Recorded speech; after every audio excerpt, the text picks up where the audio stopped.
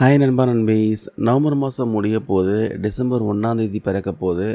வழக்கம் போல் மாத பிறப்பினாலே பல மாற்றங்கள் பார்த்தீங்கன்னா நடைமுறைக்கு வரும். அந்த மாதிரி இந்த டிசம்பர் 1 முதல் அமலுக்கு வரக்கூடிய சில முக்கியமான மாற்றங்களையும், நவம்பர் 30க்குள்ளே நீங்கள் அவசரமாக முடிக்க வேண்டிய சில வேலைகளையும் இந்த பதிவில் பார்க்கலாம். கேஸ் சிலிண்டரில் ஆரம்பித்து வங்கி சேவை வரைக்கும் ஏகப்பட்ட விஷயங்கள் இருக்குது. ஒன் பை ஒன்னாக பார்க்கலாம்.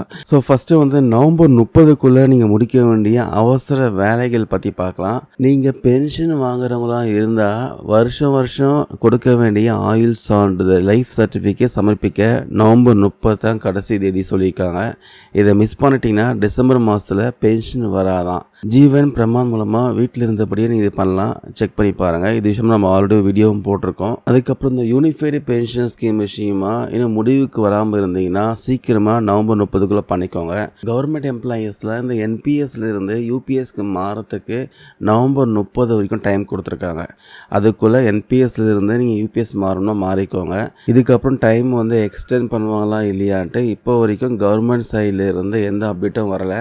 அதனால் யாராச்சும் இன்னும் மாறாமல் இருக்கீங்கன்னா யூபிஎஸ்ஸை நவம்பர் 30க்குள்ளே தேர்ந்தெடுத்துக்கோங்க. ஒன்ஸ் நீங்கள் யூபிஎஸ்க்கு மாறிட்டீங்கன்னா அகெயின் பார்த்தீங்கன்னா என்பிஎஸ்க்குலாம் மாற முடியாது, பார்த்துக்கோங்க. அதுக்கப்புறம் வரி ஆவணங்கள், அதாவது அக்டோபரில் டிடிஎஸ் பிடிச்சிருந்தா இது விஷயமான அறிக்கையை சமர்ப்பிக்க நவம்பர் 30 தான் கடைசி நாள் சொல்லியிருக்காங்க. ஸோ நவம்பர் 30க்குள்ளே அந்த ரிப்போர்ட் சப்மிட் பண்ணிக்கோங்க டிடிஎஸ் பிடிச்சிருந்தா. ஸோ இது 3 விஷயம் தான் பார்த்தீங்கன்னா நவம்பர் 30க்குள்ளே நீங்கள் முடிக்க வேண்டிய முக்கியமான விஷயங்கள். ஸோ அதுக்கப்புறம் டிசம்பர் 1 முதல் என்னென்ன மாற்றங்கள் நடைமுறைக்கு வரலான்னு பார்க்கலாம். டிசம்பர் 1 வந்தாலே இந்த கேஸ் சிலிண்டர் ப்ரைஸ் வந்து அப்பப்போ மாற்றி அமைப்பாங்க. ஒன்று ரேட்டு கம்மியாகும், இல்லை ரேட்டு அதிகமாகும். லாஸ்ட் மந்த்து பார்த்தீங்கன்னா கேஸ் சிலிண்டர் ப்ரைஸ் வந்து வணிக பயன்பாட்டுக்கான கேஸ் சிலிண்டர் ப்ரைஸ் வந்து ₹62 குறைச்சாங்க. இந்த மாதம் விலை ஏறுமா குறையுமாட்டு டிசம்பர் 1 தெரிஞ்சிடும். அதே மாதிரி விமான எரிபொருள் விலையிலும் பார்த்தீங்கன்னா மாற்றம் இருக்கும் சொல்லியிருக்காங்க. அதனால் விமான டிக்கெட்டும் வந்து இன்க்ரீஸ் ஆகிறதுக்கு வாய்ப்பு இருக்குது. அதுக்கப்புறம் ஸ்டேட் பேங்க் ஆஃப் இந்தியா வாடிக்கையாளராக நீங்கள் இருந்தீங்கன்னா டிசம்பர் 1 முதல்ல இந்த சேவையை நீங்கள் பயன்படுத்த முடியாது. ஸ்டேட் பேங்க்கில் எம்கேஷ்னு ஒரு வசதி இருந்துச்சு. அதாவது அக்கௌண்ட் நம்பர் இல்லாமலே உங்கள் மொபைல் நம்பர் வச்சு பணம் அனுப்புகிற வசதியை வந்து நவம்பர் 30க்கு அப்புறமா நிறுத்த போகிறாங்க. டிசம்பர் 1 முதல் இந்த சேவை பார்த்தீங்கன்னா ஆன்லைன் எஸ்பிஐ யோனோ லைட்டில் இருக்காது சொல்லியிருக்காங்க. அதுக்கு பதிலாக வேறு பாதுகாப்பான முறைகளை வந்து யூஸ் பண்ண சொல்லியிருக்காங்க. அதாவது யூபிஐ செயலி மூலமாக, அதில் அப்புறம் நெட் பேங்கிங், டெபிட் கார்டு இதெல்லாம் யூஸ் பண்ணி டிரான்சாக்ஷன் பண்ண சொல்லியிருக்காங்க. அதுக்கப்புறம் 8th பே கமிஷன் விஷயமா முக்கியமான அப்டேட்டு.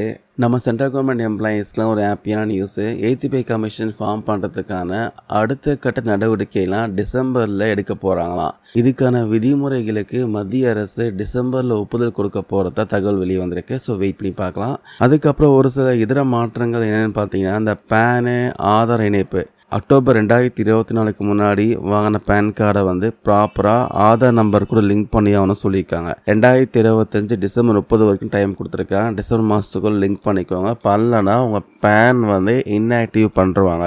அதுக்கப்புறம் புதிய தொழிலாளர் சட்டம். மத்திய அரசு இப்போ ரீசெண்டாக அந்த புதிய தொழிலாளர் விதிகள் கொண்டு வந்தாங்க. 4 ரூல்ஸ் கொண்டு வந்துருப்பா பார்த்துருப்பீங்கன்னு நினைக்கிறேன். இப்போது அதுக்கான விதிமுறைகள் வந்து தயார் பண்ணிட்டு இருக்காங்க. இதுக்கான அனௌன்ஸ்மெண்ட் வந்து டிசம்பரில் இருக்குன்னு சொல்லியிருக்காங்க.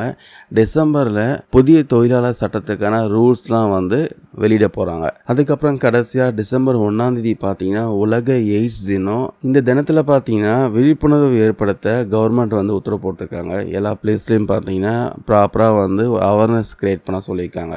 ஸோ மக்களே, நவம்பர் 30க்குள்ளே முடிக்க வேண்டிய வேலையை வந்து ஃபஸ்ட்டு முடிங்க.